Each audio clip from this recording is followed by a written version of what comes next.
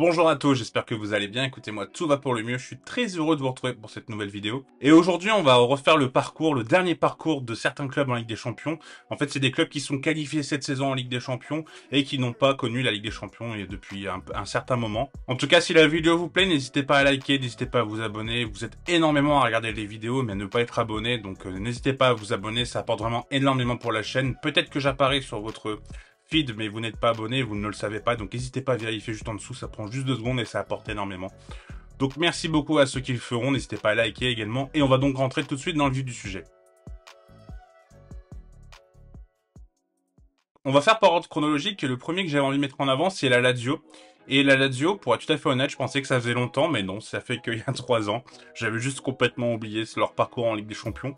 Mais je me suis dit, du coup, si j'avais oublié, il y a peut-être d'autres personnes qui ont oublié, donc c'est pour ça que je le mets dans cette vidéo. Donc la Lazio, c'était il y a pas si longtemps, hein. C'était la Ligue des Champions 2000-2021, avec tous les stades vides, là, pendant le Covid. C'était franchement pas une Ligue des Champions incroyable, j'en ai pas des souvenirs de fou, donc c'est peut-être pour ça. Si vous êtes supporter de Chelsea, effectivement, vous devez en avoir des bons souvenirs. Mais ouais, là, en me faisant les résumés et tout, franchement, les stades qui sonnaient creux, c'était quand même pas fou. Et la Lazio tombe dans un groupe assez facile avec le Borussia Dortmund, avec le Zénith et également Bruges. Et le premier match, les Laziales vont recevoir le Borussia Dortmund. Dès le début du match, l'ancien du BVB Ciro Immobile va marquer 1-0 pour les Robins. Il va y avoir des belles actions de part et d'autre, mais sur un corner, Hitz va complètement se louper. 2-0 pour la Lazio à la 23e minute. La boulette, franchement, elle est complètement folle. D'ailleurs, Luis Alberto, qui a vu que le gardien était peu inspiré, va retenter, bon pas 2 fois quand même. Là, il a été vigilant. Haaland va essayer de son côté, mais Strakosha, le gardien, est vigilant. À la 71e, Erling Haaland va tout de même trouver la faille, le gardien albanais ne peut strictement rien faire. Mais quelques minutes après, Akpa Akpro va marquer le 3e but lazial de la soirée. 3-1 pour la Lazio. Opération parfaite pour les Italiens qui jouaient la plus grosse équipe du groupe. Malheureusement, ils ne vont pas profiter de cette avance car ils vont faire 2 matchs nuls consécutifs, 2-1-1 contre Bruges et contre le Zénith, et le BVB, de son côté, vont eux battre les deux équipes. Donc le classement en phase aller reste très serré, et la Lazio va affronter le dernier de ce groupe, les Russes. Et à la 3e minute, Immobile va mettre un véritable bombasso, 1-0 pour les Laziales. La Lazio va vraiment avoir l'ascendant sur son match, et Parolo va marquer 2-0 pour la Lazio, au bout de 22 minutes. Sauf que, contre toute attente, Djuba va réduire la marque très rapidement 2-1. Les Italiens vont continuer à être incisifs, notamment avec Joaquin Correa. Mais au début de deuxième mi-temps, penalty pour Immobile et 3-1. Et de l'autre côté, le BVB va gagner contre Bruges. Les deux favoris sont vraiment bien partis et ils vont à nouveau s'affronter. Quelques occasions de part et d'autre dans cette première mi-temps. Et à la 44e minute, le Portugais Rafael Guerreiro va ouvrir la marque. 1-0 pour les Allemands à la mi-temps. À la 60e minute, Nico Schulz va faire une faute. Matteo Laos, qui va pas nous manquer d'ailleurs, va siffler péno. 1-1 et score final. Et de l'autre côté, Bruges va gagner, et donc on retrouve une sorte de finale entre Bruges et la Lazio. Et le score final sera donc de 2-2. La Lazio finit deuxième de son groupe, et va donc aller en 8e et va tomber contre le tenant du titre, le Bayern. Et ça va vraiment pas bien se passer pour eux. Le match aller se joue au Stadio Olimpico, et dès la 9e minute, le Ballon d'Or 2020, oui je réécris l'histoire mais il le mérite très clairement, va marquer 1-0 pour le Bayern. 15 minutes après, 2-0 pour le Bayern, but du jeune Jamal Musiala. Puis Leroy Sané, 3-0. D'ailleurs, on est sur un grand Leroy Sané ce soir-là, et c'est lui qui va être à l'origine du contre son camp en début de deuxième mi-temps. 4-0 pour le Bayern, aïe, ça pique. Bon, la Lazio va quand même réduire la marque quelques minutes après, par Joaquin Correa, qui aura définitivement fait une bonne Ligue des Champions avec le Lazio. 4-1 pour le Bayern. La qualification est déjà pliée pour le Bayern et le match retour sera qu'une formalité pour eux. Victoire 2-1 pour les Bavarois. Voilà pour la Lazio, on espère qu'ils iront au moins jusqu'en 8e pour eux la saison prochaine. On va remonter un peu plus dans le temps et on va aller dans la saison 2016-2017 et on va parler d'Arsenal. Arsenal va être dans le groupe avec le FC Bâle, avec Ludogorets et avec le PSG. Et le premier match est un Arsenal-PSG. Dès la première minute, Serge Aurier va centrer parfaitement pour Cavani, 1-0 pour les Parisiens. Les Parisiens vont vraiment dominer le match mais pas marquer le but et Edinson Cavani ne va pas être inspiré et se louper. Aïe aïe. Et à la 78e minute, Sanchez va récupérer un ballon dans la surface. Arsenal s'en sent vraiment bien sur le match. Et Arsenal va bien enchaîner après. Victoire 2-0 contre les Suisses et 6-0 contre les Bulgares. Arsenal est premier à égalité avec le PSG, 7 points. Et les deux autres équipes, un seul petit point. Lors de la 4e journée, les Gunners vont se déplacer en Bulgarie. Et ils vont gagner sur le score de 3-2 avec ce magnifique but de Mesut Ozil. Je vous remets ce chef-d'œuvre.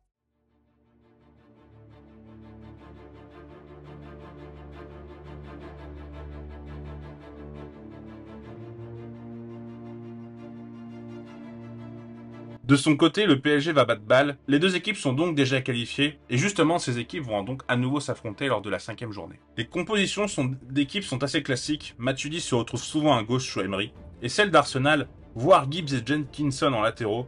Franchement, les Gunners, vous revenez quand même de loin. Karen Gibbs était peut-être un peu prometteur, par contre Jenkinson, j'ai jamais compris. Et à la 18e minute, Blaise Matuidi est lancé et va parfaitement servir Ed Matador. 1-0 pour les Parisiens. Avant la mi-temps, Alexis Sanchez va récupérer le ballon dans la surface et Krikoviak l'a complètement séché. Et Cavani qui s'énerve et met un petit coup de poing à Ramsey, ça c'est pas bien Edinson. Giroud va transformer le penalty, 1-1 à la mi-temps. En deuxième mi-temps, Lucas va tirer un magnifique coup franc sur la barre.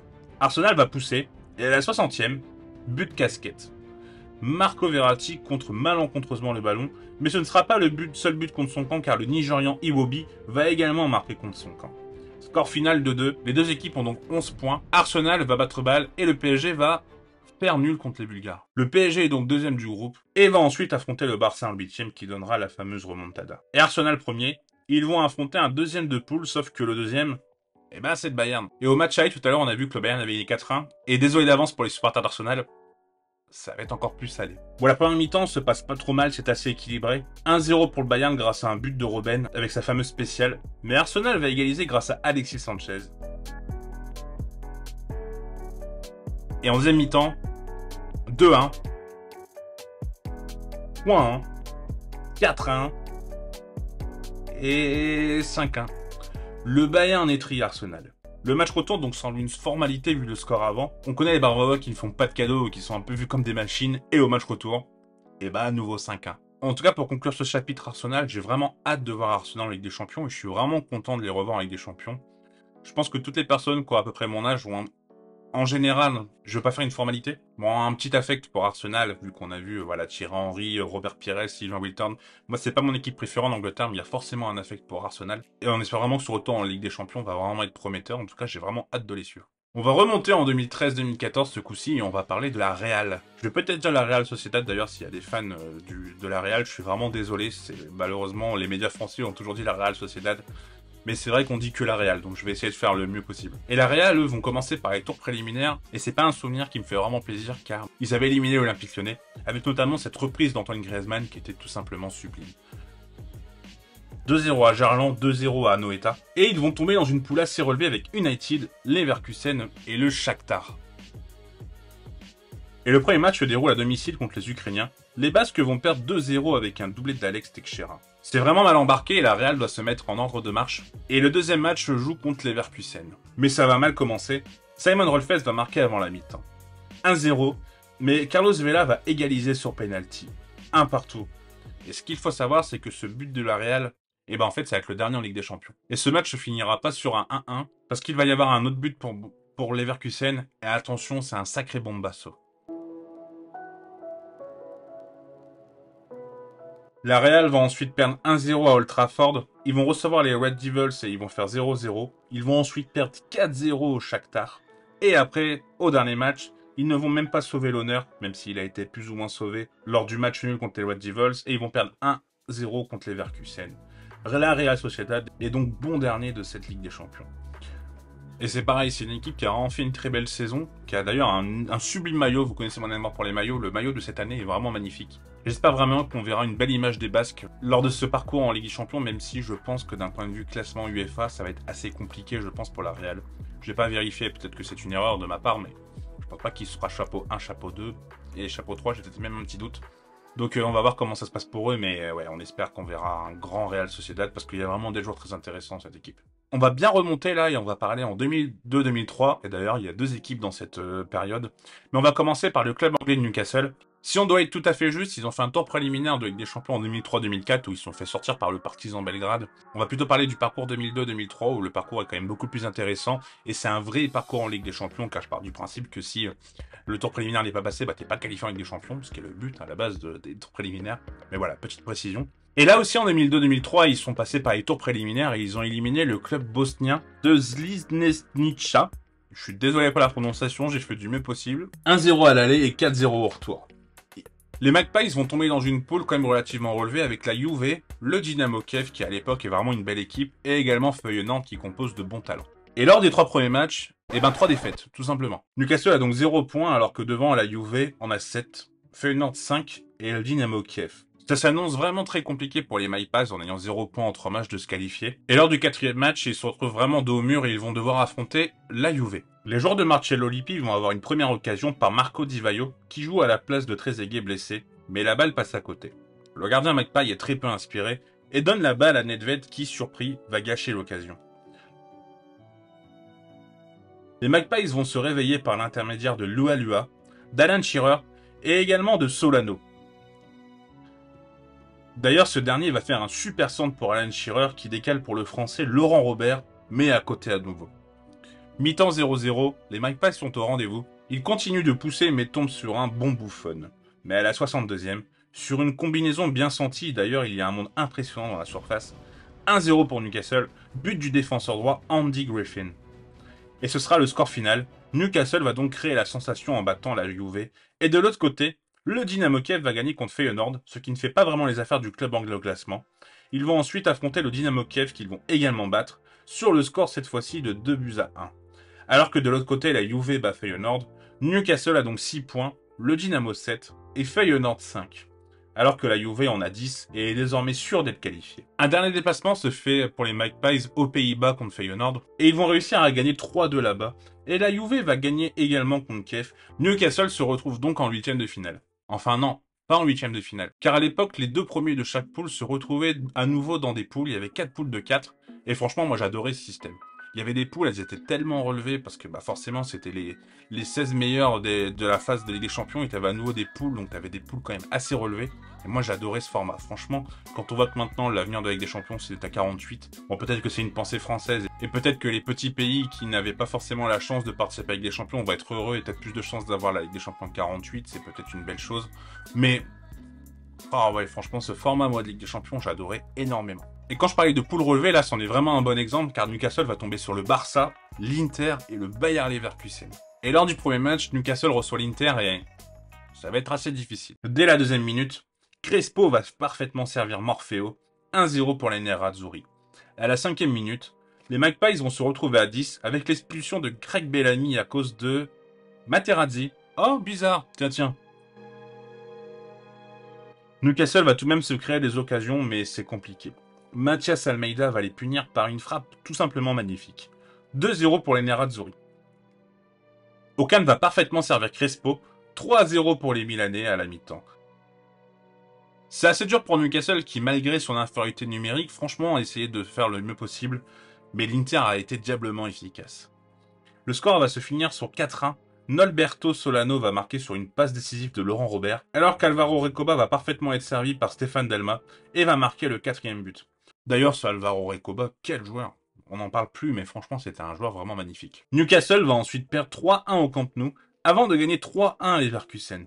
Le Barça est premier avec 9 points, l'Inter 6 points, et Newcastle 3 points. Newcastle va rebattre chez eux les Allemands, alors que l'Inter et le Barça vont se neutraliser. Newcastle est donc plus qu'à 2 points de l'Inter, et s'ils battent l'Inter, ils repassent devant le club italien. Par contre, s'ils se font battre, l'élimination, malheureusement pour les Magpies, sera là. Le match est assez serré, et le contexte assez tendu, avec notamment pas mal de fautes. Avant la mi-temps, Craig Bellamy va parfaitement servir Alan Shearer, 1-0 pour les Magpies qui prennent provisoirement la 2e place. Mi-temps, et dès la rentrée de la mi-temps, Vieri va réceptionner un centre de l'actuel entraîneur de Porto, Sergio Conceição. Mais 2 minutes après, Alan Shearer va marquer son 2e but personnel, 2-1 pour Newcastle, mais le Colombien Ivan Cordoba va égaliser de la tête. 2-2, ce sera le score final. Newcastle reste 3e et va devoir espérer pour pouvoir battre le Barça que l'Inter perde contre Leverkusen, sûr d'être déjà dernier de la poule. Forcément, le Bayer Leverkusen va perdre, et Newcastle aussi d'ailleurs, mais même s'ils avaient gagné, ça n'aurait rien changé. Voilà pour Newcastle. Et donc le dernier club qui sera dans cette période en 2002-2003, c'est un club français et c'est le Racing Club de Lens qui va retrouver cette Ligue des Champions. Et au niveau du tirage au sort, le RC Lens, ils sont pas tombés dans la poule la plus simple. L'AC Milan, les Allemands du Bayern Munich et la Corogne. Et à la Corogne, à l'époque, pour ceux qui sont plus jeunes, c'est vraiment une équipe forte en Espagne. Ils sont vraiment très très forts. Et pour commencer, le club de Lens donc se déplace à San Siro. 0-0 à la mi-temps, malgré cette reprise magnifique de Clarence Seedorf et également cette action lensoise. Et dès le début de la 2e période, Pippo Inzaghi va mettre un doublé. Tout d'abord servi par Kaladze, puis par le Portugais Rui Costa.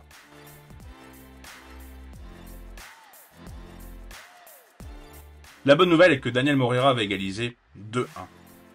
Lens va devoir rester concentré dans cette poule un peu de la mort, dirons-nous, et ils vont recevoir ensuite le Bayern Munich. C'est les Bavarois qui vont dominer ce début de match, et qui va logiquement marquer sur une tête de Thomas Linke, étrangement seul. Et ça pardonne pas à ce niveau. Les Lensois vont réagir après ces buts encaissés. Oliver Kahn va devoir se déployer, mais les Lensois vont être récompensés sur un corner. John Utaka va marquer. Lens va ensuite affronter le troisième adversaire de la poule, les Espagnols de la Corogne, et ils vont perdre 3-1. Les Sangliors se retrouvent donc avec un seul point, tout comme le Bayern, alors que le Milan a fait le plein de points, et les Espagnols 6 points. Lens va donc affronter la Corogne à Bollaert, mais dès le début de match, le Néerlandais Roy Mackay va marquer d'entrée. 1-0 pour les Espagnols, et Lens est mathématiquement éliminé. La première mi-temps de Lens sur ce match, elle est vraiment pas bonne, elle est vraiment mauvaise. Ils sont complètement amorphes et ils sont vraiment en train de se tirer une balle dans le pied pour continuer dans la compétition. Mais Lens va se réveiller, enfin, il va y avoir une gueulante dans le vestiaire qui va bien les réveiller, comme le dit Guillaume Varmuse. Ça a dû crier fort, non? À recadrer tout le monde dans la perspective qu'il nous avait fixée sur la première mi-temps et sur le début de match. Et donc on a commencé à jouer. Et Adama Koulibaly va marquer ce but, contré par des Espagnols. Moreira va marquer un coup franc à la 78e, 2-1 pour les Lensois, et 3-1 grâce à un but d'Olivier Thomer. Lens n'est plus qu'à 2 points de la Corogne, après cette victoire, alors que l'AC Milan a battu le Bayern. Et Lens va justement recevoir les Rossoneri. Dès la 10e minute, Shevchenko va marquer 1-0 pour l'AC Milan, mais John Utaka va servir parfaitement Daniel Moreira qui va égaliser d'un joli coup de tête. Et pour le dernier but, je vous laisse avec les commentaires. Allons vers Sibierski. Oh, bien joué. Ah oui, il a éliminé parfaitement Sibierski. Il faut essayer de conclure avec dans l'espace Utaka. Utaka encore. Oh, que c'était bien joué. Ah, c'était bien joué, Denis. C'est pas fini avec Corridon, le pressing sur Elvec. Voilà ce qu'il faut faire, il faut continuer. Utaka continue. Oui, Et c'est le but. Et c'est le but de la délivrance. Lens gagne 2-1 et va finir sur ce score de 2-1. Match assez exceptionnel et résultat incroyable pour le peuple sanglior. Lens va malheureusement rester à 2 points car la Corogne de son côté va battre le Bayern. L'AC Milan est à 12 points, 9 points pour la Corogne et 7 points pour Lens, alors que le Bayern est sûr d'être bon dernier. Et le dernier match justement pour Lens, il est contre le Bayern. Malheureusement Lens va faire qu'un nul, un 3-3, et va finir 3ème à 8 points. Et la Corogne va créer la sensation en gagnant 2-1 à Milan, donc pas de regret à avoir pour Lens qui, même s'ils avaient battu le Bayern, ils auraient fini 3ème. En finissant 3ème, Lens va être reversé en Coupe de l'UEFA et ils vont tomber contre le FC Porto. Porto, ça va être très compliqué, ils vont être éliminés. Porto qui va d'ailleurs gagner la Coupe de l'UEFA cette année-là et la Ligue des Champions l'année d'après. Donc encore un gros morceau pour les Lensois. J'espère que la vidéo vous aura plu. Écoutez, ça me fait toujours plaisir de faire des vidéos comme ça un peu rétro et de se rappeler voilà, de certains parcours de clubs en Ligue des Champions ou que ce soit dans d'autres compétitions. Si la vidéo vous plaît, n'hésitez pas à liker, n'hésitez pas à vous abonner, c'est vraiment important pour le référencement. La prochaine vidéo sera sur Sochaux, on va parler un peu de l'histoire de ce club historique qui rencontre des problèmes, donc voilà, j'avais envie de parler un peu de Sochaux. J'espère qu'elle sortira dimanche. J'ai eu un peu de retard malheureusement parce que j'ai été malade en début de semaine, donc j'ai pris un peu de retard. J'espère sincèrement qu'elle sortira dimanche, sinon elle sortira lundi ou plus tard. En tout cas, je vous souhaite une bonne journée, une bonne soirée en fonction à l'heure où vous regardez la vidéo. Bonnes vacances si vous êtes en vacances. Et je vous dis à bientôt, prenez soin de vous. Tchuss!